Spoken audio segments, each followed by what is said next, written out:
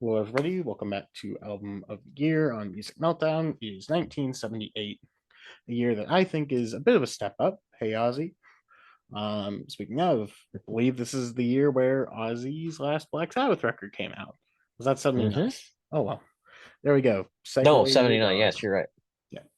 But yeah, I really like this record. I actually have three five-star albums in this record. Tons of excellent records here. Although I do think it thins out a little bit quicker than, say, like a 73. I think that this year is probably for me the most underrated in the decade. But Patrick, how are you feeling for 78? I'm feeling better than I was for 76, but I think it's on line with 77. I think I didn't have a problem finding five honorables and a top five here. This after looking through the list again, though, I did find another jazz album that I certainly do love and listen to a lot. And I think if people were willing to give it a chance, it's definitely this jazz artist's most accessible album, and that's saying a lot. Oh, Um, so we'll see. that will be interesting when we get to it. That being said, got some honorable mentions here. First one, actually, probably the closest to making the list proper. I got Here, My Dear by Marvin Gaye. Probably my favorite Mm, Marvin Gaye record. Really just yeah, excellent, really biting. it is great. Yeah. Yep, it's Missing. great. I got 52nd Street by Billy Joel missing. Previous winner, Bob Marley, not going to double up. Kaya missing for me. First mention of this artist for me in the entirety of the 70s. Some Girls by the Rolling Stones just missing. My Mm. final vinyl prop that I have here just missing is going to be Excitable Boy by Warren Zevon. You asked me like a year ago, this would have been in there. Unfortunately, I listened to the rest of his records and they're not that good. So, and then last honorable mention for me is the Van Halen self titled. Really great hard rock record. Mm. One However, of the greatest guitar solos ever. oh yeah, Eruption. oh yeah, killer. Although into the top five, starting things out with something that I don't think many will agree with me with. My favorite Neil Young record, Comes a Time. I think that this record is really, really good. Just one of his softer, more acoustic led records, but he's just pouring out and delaying what I think is some of the best songwriting of his career. After that, haven't talked about this guy in a while, had to get him back on here. I got Hermit of Mink Hollow by Todd Rundgren. Todd, he hates writing pop music. He's amazing at it. This album is just hook after hook after hook and such catchy melodies and choruses. Just really, really great stuff. I do actually have one more prop here for my number three. Let me try and find this real quick. Here it is. No, you're not crazy about this guy, but Darkness on the Edge of Town, Bruce Springsteen, my favorite Springsteen record. I think that this Mm. is him at his most biting, his most sort of angry, laying out some really great songs. The track on here, Adam Raised a Cane, probably the heaviest thing that he ever did. It's a really killer track. And I think on here it's just filled with some of his best writing and for sure my favorite arrangements his band ever did. Then my top two, both kind of straddle the line of like power pop and new wave, sort of just straight ahead pop. However, runner up for me, I'm going with the debut record by The Cars. It's really great new wave front to back. I love the synth sounds. Rick Ocasek, great frontman. At the core of the tracks are just really hooky, really memorable pop songs that you gotta love. But my winner for this year, pretty easily, I'm gonna go with Parallel Lines by Blondie. This is sort of the peak of. Oh, is that? Did you not see that one coming? No, that's a good album, but wow, Yeah. number one. Okay, well, Yeah. go ahead. Sorry. For me, just really great sort of pop rock, straddling the line with a bunch of different things. There's some power pop influences, some disco, some new wave, some straight ahead punk. Really, it runs the gambit in a way that none of their other records do. Just filled with passion, with charisma, with power. I absolutely love Debbie Harry, one of my favorite front women out there. And if you can have a record with a track such as one way or another, but equally have a track like Heart of Glass on there, the two big hits, but they still meld into the same record brilliantly, you did something right. Number one, Parallel Lines by Blondie. And it's got their disco track, Heart of Glass, Oh, right? yeah. Giorgio Moroder. Hmm, Amazing. absolutely. Wow, number one. That's interesting. That's an interesting choice. I do like that album. I think it's a very good album. And I'd agree it's their best. Okay.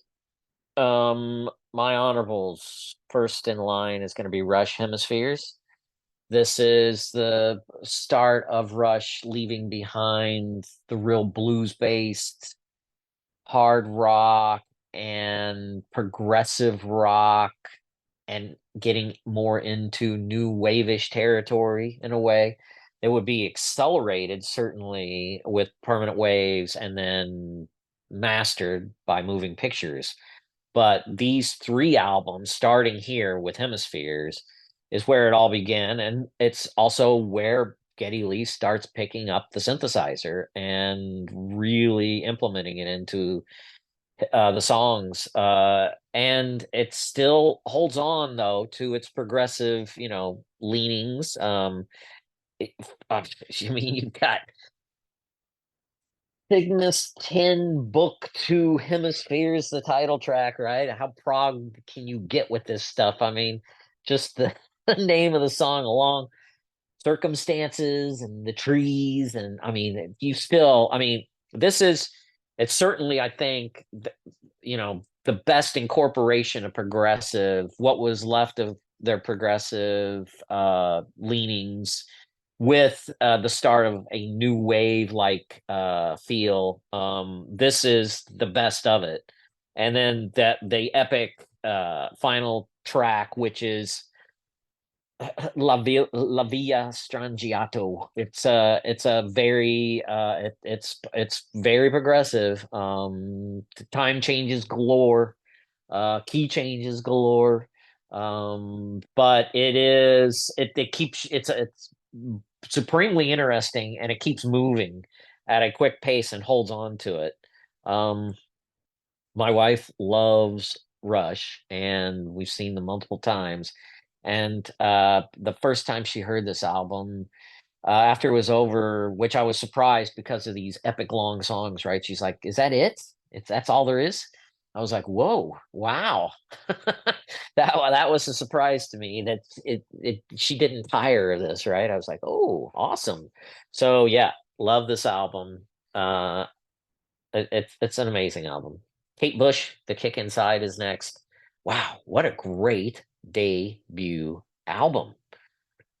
Uh Starting with moving and then ending through like a song cycle on the first side with her big hit from this album, Wuthering Heights. In between, you've got these amazing tracks like I think one of the most beautiful songs she ever wrote, "The Man with the Child in His Eyes." It's a fantastic song. Um, James and the Cold Gun. You've got "Oh to Be in Love." I think she was 17 when she did this album. Very, very young, very young. Discovered by David Gilmour, surprisingly. Um, very she doesn't sound like Pink Floyd at all. Kate Bush is she is truly her own artist. I really love Kate, and this is a hell of a debut album. Then I've got Wire, your favorites, Chairs Missing. This is the first time that Wire starts heading down the path of like proto new wave, very angular, anxiety ridden, less raw, less punk, but still classic. Songs are getting even better, I think. Some of the songs, anyway, are even better than some of the ones off of Pink Flag. And they continue down this track. This is not the end of Wire for me. I will Talking say, Heads, more songs. I will Go ahead. say, of the Wire records I have heard, that is my favorite one. So, Yeah. yeah. Oh, okay. Mind Cool. you, that doesn't say a lot from me, but I know. But that's something. I'll take it. Talking Heads, more songs about building and food. I love that. I think I saw your Talking Heads episode that you did with Mark, and you didn't like this album very much, if I remember correctly. I really love it. I'm I, surprised. I liked it. I had it at 3.5, but I wasn't. I'm not the hugest on Talking Heads in general. I didn't bring it up last year, but the debut Talking Heads is actually my favorite one. So, Right, right. This is the first appearance of Brian Eno and also Jerry Harrison. Uh, and this there's there it's getting a lot funkier. You've got, take me to they covered Al Green's Take Me to the River, which became a big hit for them. And they're going to incorporate Afrobeat and that influence more and more as we go along, until we hit Remain in Light. But this is like the start of it. And this is definitely the start of Brian Eno. You can hear Brian Eno's influence on this album. Uh, you know, Thank You for Sending Me an Angel. The lead off track is fantastic. Warning Sign is awesome. Found a Job. Oh, that's a great song. I even like the weirder tracks like For Artists Only. Uh, and these guys went to art school. So if they're gonna if they're gonna parody art students, that's the way to do it. It's very good. Anyway, um, at my last honorable mention, Brian Eno again. He produced this album, Devo. Question: Are we not men? Answer: We are Devo. And yes, they ask and answer their own questions in the title of this album, and they get bonus stars for that from me. Uncontrollable Urge. Here we go with, here is like Devo's magnum opus in terms of their whole ethos. I know the kids love that word, ethos. This is the most ethos heavy Devo album that they ever made. And the de-evolution of humankind is basically, and the social satire that results from it is classic on this album. They deconstruct the Rolling Stones can't get no satisfaction, and actually they had a hit from it. It's amazing, but it sounds nothing like the original. I'm not saying they make it their own, but they make it so different. It sounds like they could have written it. It's a great way to deconstruct a well-known ubiquitous hit from the 60s. Um you got Jocko Homo, one of the greatest songs Dio ever produced or has recorded on an album. Mongoloid, what a song. Gut Feeling, Slap Your Mammy. This this is a killer album. Devo had two great albums, and this is the first one of them. Okay, top five. My number five is gonna be this bad boy right here. Elvis Costello, this year's model.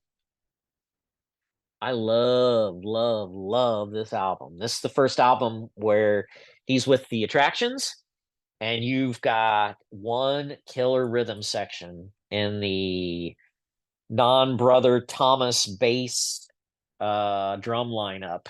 Yeah, Elvis's songwriting is he hit it so well so early in his career, and this is a string of about six albums that, to me, are his definitely his best albums, and all of them are 4.5 to 5 stars. Elvis Costello is one of my favorite songwriters, definitely one of my favorite lyricists. I think his lyrics are just as good as Dylan's in a completely different way. His biting social observations, his angry young dweeb like persona, right? Is maybe I related to it when I was younger. I mean, I was only 7 or 8 when this album came out, but I remember early on, just I think I saw him perform Radio on Saturday Night Live, which he was not supposed to do. It was expressly requested that he not perform that song, and he did it anyway. He didn't give a shit, and I love it. That's that that is what punk is supposed to be. Even though this isn't really punk, it's certainly post punk. It's new wave. It's a magnificent album. It's a 5 star, easy. Every song on this just killer, and it just kicks ass. It's a great album. Sorry, love Elvis Costello, but I love that. I think this is definitely one of his best albums. My last jazz pick for the 70s is going to be Sun Ra Languidity. Sun Ra is all over the map. He did bop. He did hard bop when he started out, then went into avant-garde, and then here he gets funky. Sun Ra gets funky, and that's probably why this is one of my favorite Sun Ra albums. He's still, space is a place for Sun Ra. He's still wearing these fantastic costumes, and he's had a big influence on 70s and 80s soul and funk bands like Earth, Wind, and Fire, believe it or not. His orchestra had some of the greatest players, jazz notwithstanding. And he was just brimming with fantastic musical ideas and he never stopped exploring, quite the curious individual, fantastic composer. I love Sun Ra. And he's got close to 100 different albums. I think he's got a huge discography. But I think this is probably, it definitely could be labeled jazz funk, and this is definitely one of his more accessible albums. So if you were ever interested in Sun Ra, this is where I would start. Number three is The Cars, The Cars. It's a greatest hits album. It's a debut album, so it gets bonus stars for being such a supremely catchy new wave masterpiece at the same time being your very first album. It's obvious that Ocasek and Orr had been working on these songs forever. The band was tight during this. There's no slop on this album at all. And the efficiency in the songwriting, Rick Ocasek's sort of poor me, sad Romeo sort of vibe. It fits in very well in the new wave genre, I think. Even though he ended up marrying a model. Ocasek is such a great songwriter, such an interesting figure. And I think Orr is a great bass player, great vocalist as well. And also a good songwriter. But I think Ocasek is just, boy, he's really good. This isn't the last Great Cars album, but it really stands out. It's hard to think of. I mean, I like, Candio. That's one of the ignored sophomore albums, I think. This album was so dominating, so big, and it's so great that I think Candio, which I think is very good, just got ignored, unfortunately. It had some hits, but and I think it's a very good album. It just doesn't come up to the standard of the Cars, the debut. And I don't think they ever had an album thoroughly as consistent or as great as this one. Um, my number two is Excitable Boy, Warren Zevon. Why did you take him out? I love this album. This is great. I think it's probably a little bit better than his eponymous album, the previous one, just a little bit. I loved it a lot more before I did the rest of his catalog for whatever reason. Because the Huh. self-titled and Excitable Boy for me are by far the most accessible, the most consistent, strongest of songs, material, and performances that he ever did. And for whatever reason, I was just so let down by those later records that it's like going back to it, it was like it Hmm. just sort of put me in more of a negative headspace, and I've not been able to get to the same love that I had for it before, because it used to be like a top Interesting. five record for me in general. Now I probably wouldn't even crack the Whoa. top 150. There's just something about it that Wow. doesn't connect with me on the level that it once did. Still outstanding though. Speak Interesting. your piece. Speak your piece. Well, it's just peak LA studio album, right?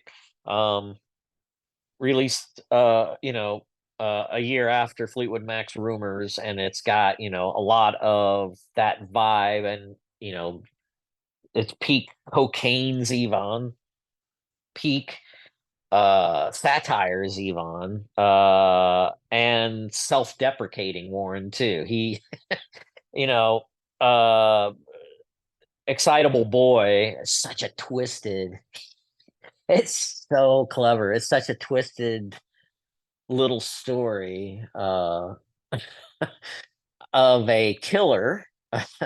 uh, and so brutal in its lyrics, but one of the catchiest, poppiest hooks you've ever heard in your life. And Warren's great at that. It's got his classic "Werewolves of London." One of my favorite Warren Zevon songs, "Rolling the Headless Thompson Gunner." Love that tune. And one of the most socially accurate observations of American life in general, "Lawyers, Guns, and Money." Finishing off, and that is a killer track. Warren, he wasn't even ahead of his time. That was a problem then, it's a problem now. Uh, he just nails it. That it's I do agree with you that these two albums are absolutely peak Warren Zevon. He had some good stuff later. They didn't come close to these two. I do agree with that. But that doesn't, to me, it doesn't diminish this album. And I think this album, which I try to judge, I suppose in a vacuum, but in and of itself, not comparing it to others in his discography, I think this album is just great. It's great. You got Bonnie Raitt singing backup. I think Linda Ronstadt sings backup too, if I remember correctly on this. I have to look again. But Lee Sklar playing bass. I mean, the classic lineup of your stable, predictable, great studio LA studio musicians, and this album is just putting it all together. And then you've got my favorite Kraftwerk album is number one, and I think they're best this year. 1978, The Man Machine. Uh, Man, this is everything Kraftwerk's uh whole we're all robots and technology is ruling. And by the way, this was done, it's not that Kraftwerk was pro technology per se. If you read the lyrics, they're biting and they are quite astute in their observations of where culture was headed. Um, they really were just so tremendously influential. Space Lab, Metropolis, um, We Are the Robots. Great track. And then every Neon Lights is on this album. That's a great song, beautiful melody, and the song ends with "The Man Machine," which is I've seen Kraftwerk 3 times now live, and they always start off their concerts with this track, "The Man Machine," because it is prototypical Kraftwerk. It is Kraftwerk at their essence. The famous cover of this album has them standing in their red shirts with their thin black ties, looking like robots. In fact, part of the concert, for a couple of tracks, they send out robots to play the keys. I mean, it's got to be the most exciting live show that button pushers ever put on. I've I've never seen anything like it. It's a visual feast for your eyes and for your ears, and audio feast for your ears. It's just it's an amazing, I love Kraftwerk so much. Um Amazing group, highly influential, maybe even more than like groups like the Beatles, for instance, surprisingly. Yeah, if you think about it. And way ahead of their time. Way ahead of their time. For sure. Um Man Machine, Kraftwerk, check it out. Interesting. That is probably the record that you've put at number one that I have the least familiarity with, like at all. I know basically nothing about Kraftwerk. I've heard of them. I understand like very proto sort of electronic music and whatnot, but I don't think I've ever actually listened to a Kraftwerk song. So it will be interesting to listen to that because I am going to make it a point to listen to that and hopefully fairly soon. I'm good. Alice Coltrane and Kraftwerk. Awesome. Oh, yeah. We'll throw that You gotta sucker let on me in there after too for fun. right after you listen to these, let me know. I Yeah, really want to know what you for sure. think. I'll check out On the Corner again while I'm there. Okay, but put it aside for later. Don't Okay. Okay. Definitely listen to Headhunters before you listen to On the Corner. Definitely listen Oh yeah. again. For sure. Alrighty. Well, any closing thoughts on 78, or are we all good here? No, we're rounding out this decade strong. To me, Sure. this decade is so great in so many ways. I mean, you know, I don't pick, I don't personally have year boundaries for my music, but I do think I love doing this with you because I do think it's very interesting to take a 10-year period and, you know, I mean, we like to group and categorize things as human beings, so why not? Um, For sure. and I think it's more interesting to do than ranking sometimes because For sure. it's just you get a huge variety of different artists and it's sort of a comparison and contrast, but Yeah. it also uh it's also a great starting point to explore different styles and genres of music after you start with some of these albums if you do. um Absolutely. so yeah, I'm having a great time doing this. I'm really enjoying it. Nice, nice. Glad to hear it. That being said, only one more in the 70s left. One more with Patrick left. So that being said, I hope that you enjoyed this.